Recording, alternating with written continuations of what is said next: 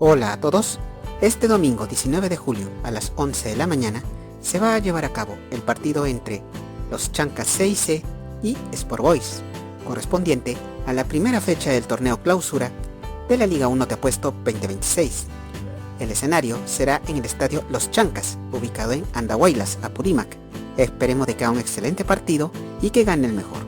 Así que mucha suerte para ambos equipos. Muchas gracias.